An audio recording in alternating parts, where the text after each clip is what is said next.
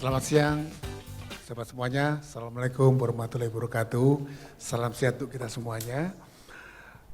Tadi Pak Hatta memberikan sebuah intro yang keren juga ya. Saya juga bisik-bisik dengan Pak Sabam ini. Saya senang dengan orang pandai, jadi saya ikut pandai. Kalau sama orang pandai nggak usah dengarkan ngomong, deket aja udah ikut pandai nanti itu. Teman-teman semuanya barangkali Anda bertanya-tanya kenapa saya di sini gitu ya. Nama saya Rian Nugroho. Saya tahun 98-99 adalah orang yang pertama menemani Pak Tanri di ruangan sebagai Menteri BUMN. Saya bersyukur menjadi desainer Kementerian BUMN. Keluar masuk Kementerian BUMN, cuman saya tidak begitu menikmati. Nah, saya juga menjadi direktur eksekutif beberapa BUMN, dan selama ini saya mengamati BUMN dengan cukup serius, dan saya punya teman-teman direksi BUMN. Karena kalau tadi Mas Arief mengatakan BUMN go global itu kan ya, kalau BUMN mau menjadi world class company, cuma satu syaratnya, dikasih apa enggak? Itu masalah policy. Contoh deh, sekarang yang namanya Telkom, waktu saya eselon 1 di Kominfo waktu itu, Telkom itu mau bid yang namanya operator di Burma, dibikin susah. Waktu datang ke meja saya, loh udah tinggal 2 hari lagi, kalah lah dia. Kedua, Telkom katakanlah disuruh bikin kayak yang namanya Bukalapak atau namanya Tokopedia, gak bisa. Karena yang namanya BUMN itu kalau investasinya nggak dapat, maka dia kena klausul korupsi, penjerumuskan keuangan negara. Jadi ketika berbicara masalah BUMN sebagai world class player, di dalam bertahun-tahun saya mengikuti di Kementerian BUMN dan teman-teman di BUMN, ya memang bisa mengatakan kita kelas dunia gitu ya, tapi susah gitu loh. Itulah sebabnya saya sangat senang kemarin saya diminta Pak Tari, Rian, yuk bantu teman-teman kasih enlightenment, karena itu perlu enlightenment di bidang public policy untuk memberikan gambaran bagaimana kondisi public policy BUMN kita sekarang. Ayo cepat next. Jadi teman-teman semuanya, kalau nggak ada itu nggak, ada klik nggak? Oke.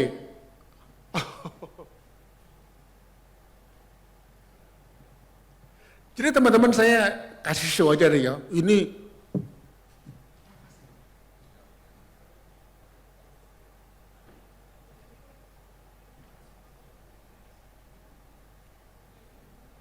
oke, saya nggak mau kasih gambar data, tapi yang penting ada gambar kayak gini lah ini. Next lagi. Ini kan dipamerkan kan capex selanjutnya. Coba next. Oke, ini ada yang namanya selalu dilaporkan profit dia meningkat gitu kan ya. Everything is good. Jadi everything is fine gitu loh ya. Baik-baik saja. Terus lagi next lagi. Ayo. Oke. Ini teman-teman menteri berkumpul kan ya. Wah ini artinya di selama kementerian ini ada oke aja. Next, coba lihat. Jadi teman-teman semuanya, sepanjang kita membaca data BUMN, siapapun menterinya, apapun kebijakannya, bahkan apapun strateginya, kinerja BUMN senantiasa naik.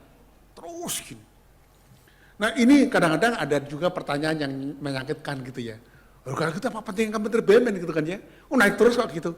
Tentunya ada, nanti kita lihat di mana pentingnya. Next, coba lihat. Jadi teman-teman, ini background aja, pada waktu itu tahun 57, next. Jadi saya mau lihat gambar ini. Jadi pada tahun 58 ketika BUMN itu dibuat, BUMN kan Bapak Ibu tahu kan, waktu kan Soekarno marah kan sama Belanda kan. Oh itu Belanda disuruh kembalikan Papua, nggak mau, Irian Barat waktu, nggak mau. Ambil alih itu, dia punya perusahaan, makanya yang namanya untung lah waktu itu, yang namanya Belanda nggak mau ngasih Papua dengan segera sehingga Soekarno marah, diambil alih nasionalisasi dan itu jadi milik kita. Nggak ada yang namanya punya Inggris, Amerika nggak ada yang ngambil alih, cuma Belanda saja. That's the start of BUMN. Nah sejak itu mendekati tahun 98 itu terjadi penurunan. Bahkan tahun 96-97 itu terjadi yang namanya asset value destructions. Itu setiap tahun 10 triliun. Ngancurin aset itu. Nah waktu itulah saya sangat ingat waktu itu saya sore-sore dipanggil oleh Pak Hartarto, bapaknya Pak Erlangga. Saya waktu itu masih wartawan ya masih ingusan lah. Rian, Saya beruntung Pak Harto. Iya Pak. Pak Harto mau kita bayar utang. Ya Pak. Pikirkan. Loh, nggak tahu saya Pak. Pikir, anak muda mikir. Oh gini Pak, barangkali gimana supaya BUMN itu kita perbaiki, terus setelah itu dia besar, kita jual saham 30%, bayar utang Pak. Itu, bikin konsepnya. Saya nggak bisa Pak. Terus gimana? Nah saya bilang, saya punya kolega lah. Nah, saya punya yang senior lah. Saya bilang, Tanri Abeng, waktu itu dia dirutnya Bakri.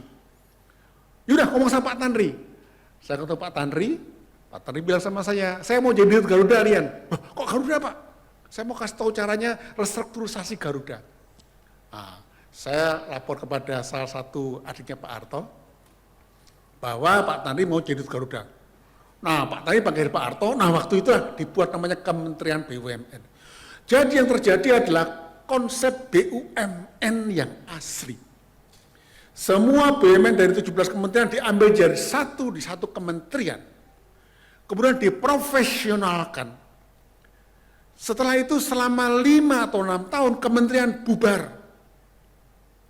Kenapa bubar? Kalau kementerian ada menjadi bagian dari birokrasi lagi. Sehingga terbentuk waktu itu kita desain 15 super holding BUMN dikelola oleh yang namanya komisaris profesional seperti Pak Sabam. Ini kan profesional, beliau ini kemarin saya agak sedih juga dari IFC, itu gede banget gitu loh. Ya itulah Bapak Ibu agak susah kalau jadi orang baik ya, itu ada aja yang gangguin gitu ya. Nah kita mau yang namanya BUMN itu profesional komisarisnya, profesional direksinya. Tidak ada direksi yang itu misalnya dari titipan, partai, relawan, artis. Gak boleh itu. Direksi juga gitu, betul-betul dia memang qualified. Nah itulah sebabnya, tapi tanpa itu pun kita naik terus. Nah Bapak Ibu memang ada beberapa hal yang sangat berbeda dengan ketika kita mulai BUMN waktu itu. Saya ingat waktu itu ada Pak Robi Johan yang bikin ini ya. Bapak Ibu waktu itu, yang namanya DPR itu seperti sekarang, suka manggil-manggil direksi BUMN. Pada saat itu kita punya prinsip tidak ada satupun direksi BUMN boleh dipanggil ke Senayan. Yang boleh dipanggil adalah menterinya. Makanya suatu hari ada panggilan dari DPR yang datang Pak Tanri, sama kita tim. Dimarahin, loh, saudara menteri saya akan memanggil dirutnya itu. Apa Pak Tanri bilang? BUMN itu anak saya bapaknya. Kalau ada masalah, panggil saya. Sejak itulah pengalaman profesional berjalan. Jadi tidak ada lagi yang namanya direksi BUMN dikerjain sampai muter di berbagai komisi itu. Tapi setelah itu berbeda emang. Nah, teman-teman, oke lah, ini yang sekedar ilustrasi. Next. Ayo. Nah, ini gambar sederhana. Ini adalah teori wave theory yang punya Robert Preacher tahun 78. Dia mengatakan perilaku pasar modal, perilaku bisnis, perilaku bahkan perilaku kemenangan dari yang namanya bola basket NBA itu punya pola seperti ini. Wave 1 turun, wave 2 koreksi, wave 3 koreksi, wave 4 kemudian naik terus. Nah, Bapak Ibu, kenaikan ini pasti ada koreksinya. Dan setiap koreksi itu di bawah yang namanya jumlah kenaikan, jadi masih ada saldonya dia, masih profit dia. Tetapi teori menemukan bahwa setelah wave kelima dia bisa turun ke seperti itu. Ini yang barangkali akan kita ingatkan pada teman-teman baik Kementerian BUMN atau Menteri BUMN, sekarang ada di wave berapa dia. Karena ini sebuah teori tentang teori perilaku organisasi bisnis, teori tentang perilaku pasar, dan ini orang nggak populer tetapi digunakan oleh perusahaan besar di Amerika untuk melihat bagaimana pergerakan mereka wave di mana. Oke, kita berbicara setelah ini karena ini cukup teknis. Wave, yuk next. Nah, kembali ke kita. Saya terus terang agak menjadi grogi dengan BUMN karena kita katakan, saya terus terang juga bangga juga sih. Kita sekarang punya BUMN punya aset itu kira-kira 9.876 triliun. Pada tahun 98 hanya 350 triliun itu. Jadi kita ke sana. Tetapi kalau kita mau belajar lebih detail lagi ya, itu kita punya return on asset, itu kira-kira cuma 2%. BRI 16,87%, tinggi di atas. Berarti ada yang minus kan? Ini yang sering kali kita kurang bersedia melihat bahwa terjadi yang namanya gelombang-gelombang yang mencemaskan tadi. Next. Oke? Oke. Oke. Pertamina jadi Fortune 500 kan. Bapak Ibu semuanya, sebenarnya kalau boleh saya garis bawahi, untuk menjadi world class player untuk BUMN tidak ada yang susah, tidak susah. Coba next. Ini kan coba lihat Bapak Ibu ya, dari 10 daftar Fortune Global 500 itu, 4 itu BUMN semuanya itu. Itu yang atas itu kongsi Arab sama Amerika, keduanya itu punya Cina, PLN-nya Cina. Nomor 5 itu yang namanya Pertamina-nya Cina. Nomor 6 juga Pertamina Cina juga. Jadi kalau Indonesia itu punya BUMN kelas dunia, world class masuk, nggak susah. Tidak. Coba next. Apa resepnya ya? Coba lihat. Kita main di mining aja deh. Coba Indonesia tuh dibrak begitu banyak gitu loh. Ini aja udah bisa. Jadi kalau misalnya ya saya menjadi yang bau rasa BUMN ya. Saya bilang, semua perusahaan yang mau invest di sini, saya adalah BUMN. You bayar uang jago ke saya, uang jagonya adalah 10% dari you punya saham, kasih ke saya sebagai saham, bukan saham kosong loh. Dibayar loh. Ini adalah bagian dari restrukturisasi yang kadang-kadang kita terlalu cantik bermainnya. Di dalam bisnis selalu ada ruang-ruang dimensi yang kita kadang-kadang nggak selalu cantik gitu. Next. PLN. Saya WA Pak Darmo, dirutnya PLN. Saya bilang, Pak Darmo, I can make it PLN menjadi instantly loh ya, performing and become world class. Dengan cara apa? Cara-cara makro policy, bukan micro policy. Karena cara-cara micro itu sekarang udah nggak banyak dipakai oleh perusahaan-perusahaan yang mau go global. Tapi Pak Darmo belum jawab ya saya, dia mungkin lagi sibuk beliau. Next. Kembali ke sini. Bapak Ibu kita contoh Pertamina aja ya. Pertamina itu bisa go global karena strukturisasi. Restrukturisasi itu ditata lagi. Dengan hormat saya kalau boleh saya katakan, ya sekarang Pak Erik saya akui baguslah beliau berani itu ya. Di antara semua menteri BUMN yang berani holdingisasi cepat cuman Pak Erik. Bu Rini oke. Tapi Pak Erik ini betul-betul saya yang suka satu, nggak sabaran. Langsung gas aja gitu. BSI berapa cepat itu. Kemudian namanya grup pelabuhan itu berapa cepat itu. Jadi dengan demikian, memang restrukturisasi, holdingisasi adalah langkah yang awal yang paling efektif bikin kekuatan. Karena dengan restrukturisasi, rata bisa dinaikkan, di leverage. Nanti yang menjelaskan lebih lanjut ini ahli accounting kita, saya bilang ini, udah prof ini. Prof Sapamuda Julu, karena kalau udah seperti beliau harusnya profesor ini. Nah, di leverage dari situ. Makanya pada waktu tahun 98 dibantu oleh 6 konsultan terbaik dunia mulai McKinsey sampai yang tutup itu, Andersen Consulting itu. Dengan restrukturisasi itu rata BUMN bisa naik keuangannya sampai 2 kali lipat. Nanti minta Menteri BUMN itu, dokumen-dokumennya itu. Next.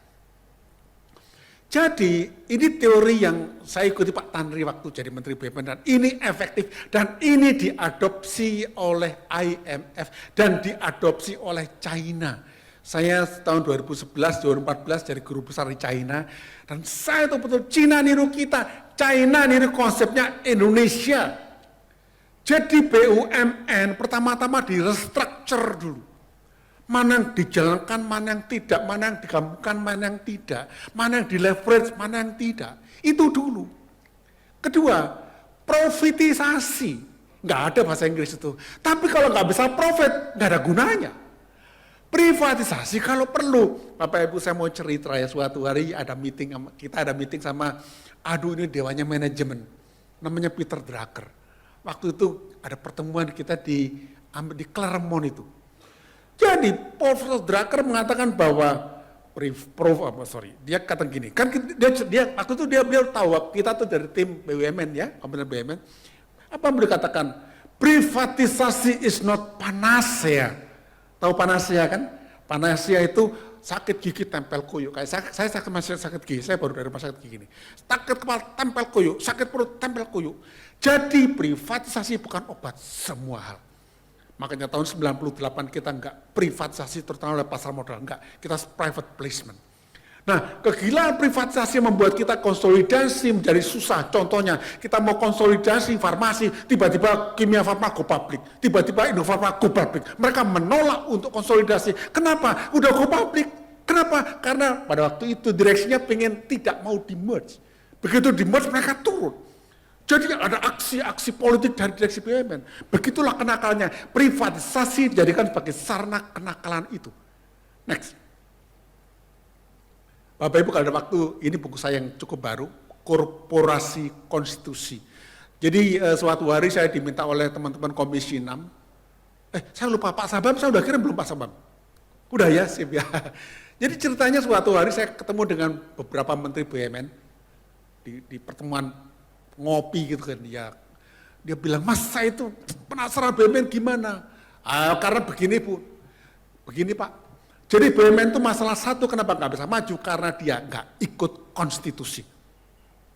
Oh kalau gitu BUMN nggak boleh jadikan bisnis swasta. Enggak, karena nggak ikut konstitusi, saya jelaskan setelah ini. Next. Coba lihat Bapak Ibu ya. Pasal 33 mengatakan, nomor 2 ya, tabang produksi yang penting bagi negara dan yang menguasai hajat hidup orang banyak, BUMN.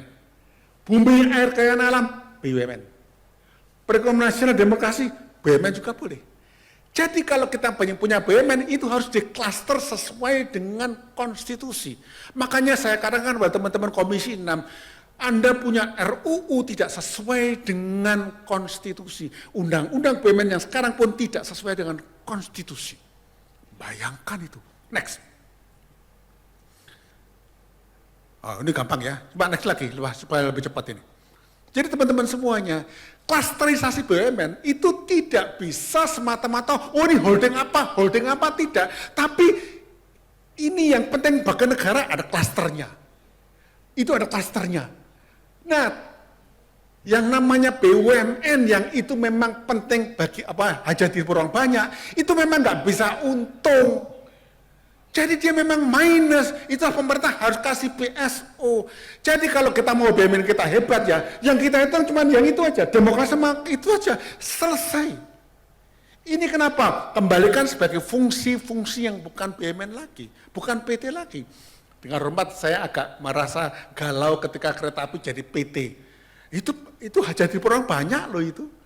PLN dibagi dua harusnya, PLN itu yang antara hajat hidup banyak sama yang PT. Berbeda. Tapi karena klasterisasi hanya diajarkan oleh teman-teman di micro business, nggak ngerti makro, hajar ke situ. Cina dibagi. Yang berhubungan dengan yang namanya kereta api cepat lah, bis cepat, itu di sini atas itu. Government is doing investment. Yang namanya Angkasa Pura II itu harusnya duitnya bukan Angkasa Pura, yang itu namanya itu Soekarno-Hatta. Harusnya bukan Angkasa Pura II investasi. Tapi pemerintah investasi. Karena kalau pemerintah investasi, yang namanya Angkasa Pura II cuma kerjakan yang namanya OPEX, Operation Expenditure saja. Dia nggak bisa ngejar CAPEX. Karena dia kejar CAPEX tambah OPEX, jadi mahal dia punya biaya.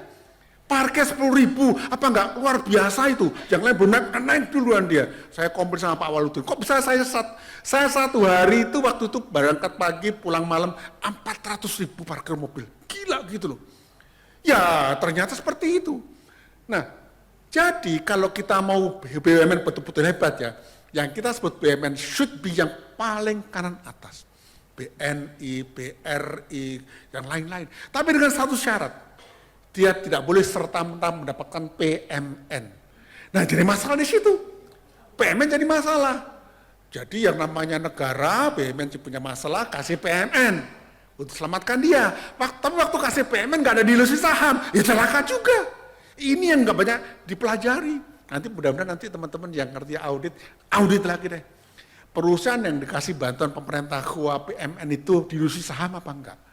Harusnya dilusi kan? Saya periksa nggak ada dilusi itu. Problem. Jadi seharusnya BUMN, jadi yang namanya holdingisasi hanya terjadi di sana. Yang lainnya menjadi kelompok-kelompok yang berbeda. Contoh, KAI, PT POS itu akan menjadi perusahaan-perusahaan yang terus disubsidi. Karena apa? Karena dia hajat hidup orang banyak sampai dia menjadi perusahaan yang mungkin tidak kesana lagi. Nah, penting bagi negara, ini debatable. Dulu Bank BNI penting bagi negara, sekarang nggak lagi. Nah itulah sebabnya penting bagi negara, tinggal dilihat apa kriterianya. Misalnya sekarang itu industri pertahanan itu penting bagi negara. Makanya saya agak galau ketika namanya kita punya Omnibus Law untuk menggerakkan yang namanya industri pertahanan diundang swasta. Loh, Inhan itu nggak diurusi. Kenapa kita punya Inhan nggak bagus-bagus? Karena permintaannya itu datang dari kalau nggak namanya Kemhan, ya kepolisian. Permintaan itu nggak pernah nutup jumlah minimum produksi. Ya nggak bisa.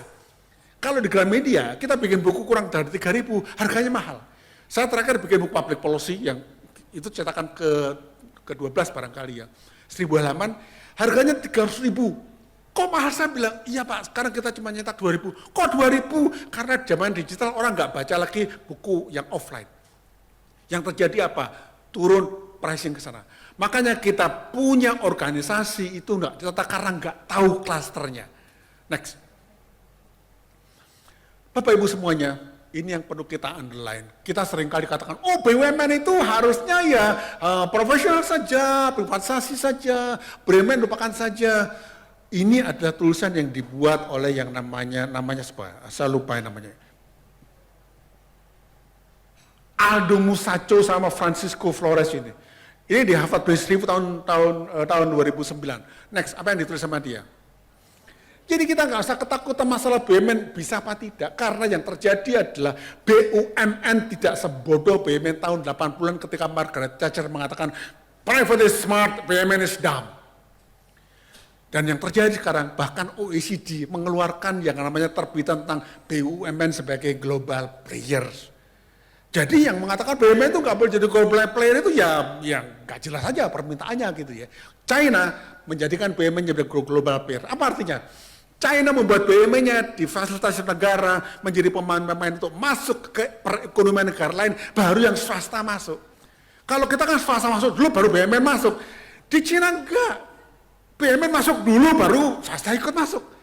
BUMN lokomotif, makanya namanya BUMN Incorporated dulu waktu pernah kita kritik. BUMN Incorporated bukan berarti BUMN kompak, kemudian semua kue dimakan BUMN. Ya celaka, swasta mati lah gitu lah. Go on.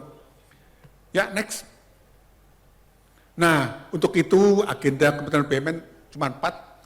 1, reklasterisasi sesuai dengan perintah konstitusi, holdingisasi jalan terus. Ingat, kita bisa koalisi, kooperasi, tapi akuisisi. Saya kalau jadi orang BUMN saya udah kayak preman saja. Kan preman boleh ya kalau mau kebaikan ya. Maaf ya misalnya, itu ya yang mau dapat saham tambang di nikel itu ya. Yuk kasih saya kan anak tambang ya. 10% saham yang udah terisi, bukan kosong, terisi. Kalau enggak dapat, selesai kan? Teman-teman juga kalau pergi ke Cina kayak gitu. Anda invest di industri manufaktur handphone, you get to give 30% of shares for free for the local partners. Makanya mereka punya Huawei, punya Xiaomi, etc. And they get now 70%. Loh gimana hidup di bisnis kok baik-baik saja gitu loh. Ya ada nggak baiknya dikit lah. Dan profesionalisasi, next. Oke, teman-teman, ini hitung-hitungan saya. Nanti suatu hari kalau ada waktu kita hitung ya.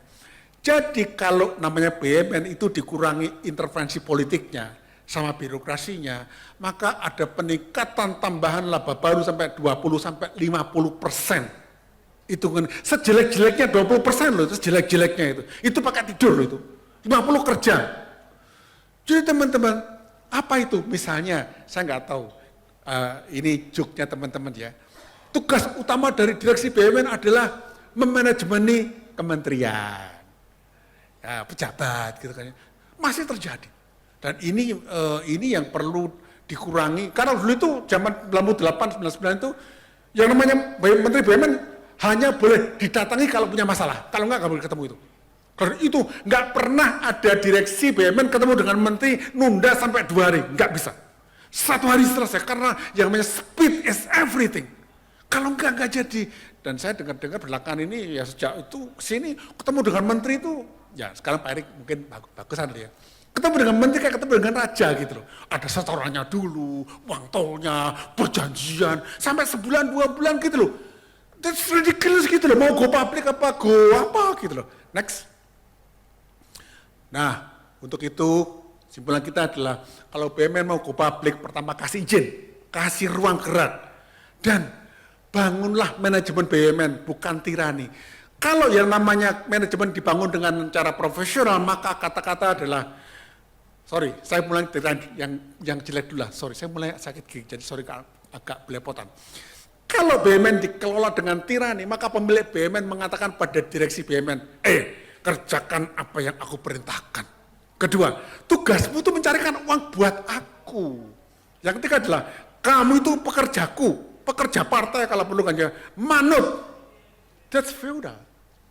Tapi kalau kita mau yang namanya BUMN dikelola seprofesional adalah, Anda tugasnya menciptakan nilai, bukan sekedar nambah. Value lebih mahal loh ketimbang nilai rupiah. Kedua, tugas Anda itu memanajemen organisasi, bukan memanajemen kekuasaan. Nggak usah repot-repot dampingin para bapak ibu pejabat pergi kemana-mana, kunjungan, supaya dapat entertain gitu kan ya. Yang terakhir adalah, Anda adalah mitra, bukan orang suruhan. Bapak ibu ini berat loh. Saya kan juga punya mata-mata, juga kementerian juga, kadang-kadang masih belum hilang ini. Challenge. Next. Dan ini saya bejembreng aja lah. Dulu tuh dibilang gini, birokrat nggak boleh masuk di bisnis. Tapi kesana lihat, kapitalisme 4.0 itu ada every nation for yourself. Sampai ke sana itu. Bahwa state-owned enterprise economy is a global economic player. Sekarang itu jangan lagi mikir, saya punya teman yang komisaris Telkom, teman main. Dan dia bilang, BUMN itu kan harus diswastanisasi supaya itu tidak jadi etatisme gitu. Gimana sih? The matter is professionalism, not about ownerism. Next, Mas.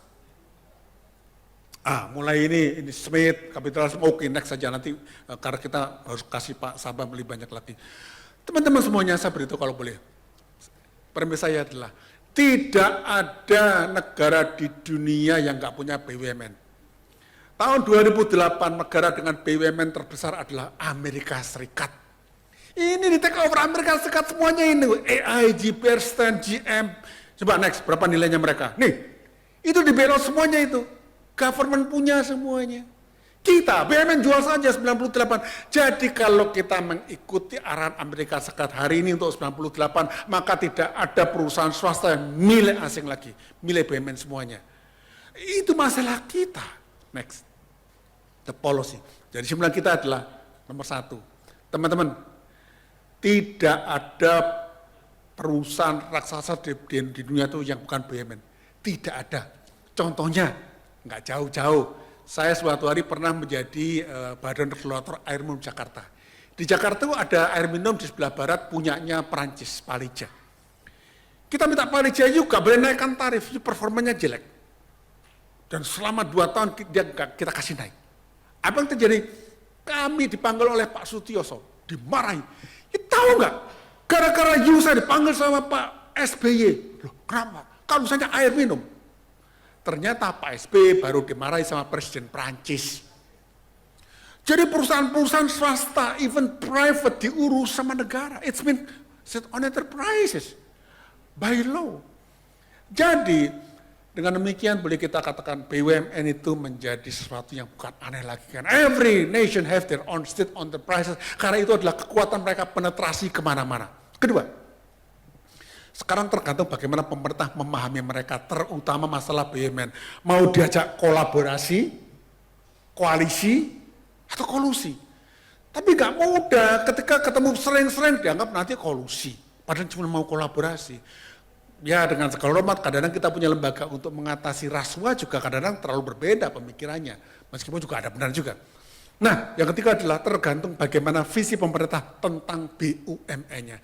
Menurut hemat saya, salah satu yang membuat BUMN yang nggak maju-maju adalah Undang-Undang BUMN. Tahu kenapa teman-teman? Undang-Undang BUMN mengatakan BUMN adalah begini, ya. Tapi one word you cannot change. Bahwa BUMN dikelola di bawah Kementerian BUMN, gitu kan? And forever. Bayangkan, 98 kita menarik 17 BUMN menjadi satu Kementerian BUMN. Kenapa? Di 17 BUMN itulah mereka, di 17 departemen. BUMN diperas habis mereka. Kita jadikan satu.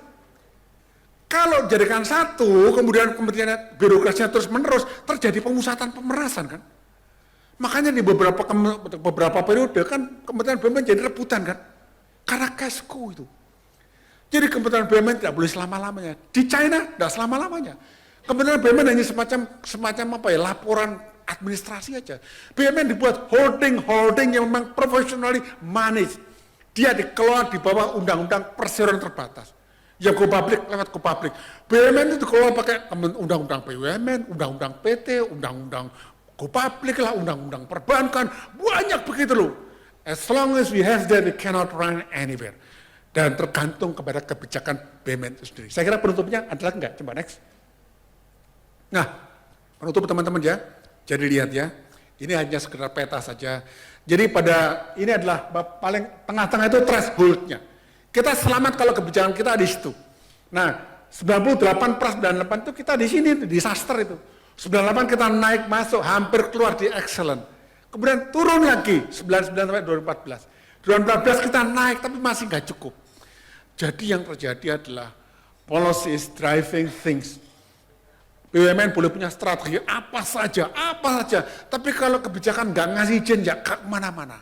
Makanya pada konteks ini saya terima kasih pada Economics karena nggak keberatan untuk kita ajak berpikir agak luas sedikit, karena saya sekarang punya kuliah di S2 UI dan ITS, Business Strategy and Public Policy, dan saya punya sesi dengan para CEO perusahaan swasta berbicara bahwa you got to think public policy because you have to tell them, to tell government that you got to support us. Karena bottom line-nya adalah negara nggak akan maju kalau nggak punya bisnis yang mapan. There is no sustainable and normal economic growth without business. And Indonesia business mean state-owned enterprises and private. And for my own view, koperasi termasuk juga private. Terima kasih, mohon maaf kekurangannya. Wassalamualaikum warahmatullahi wabarakatuh.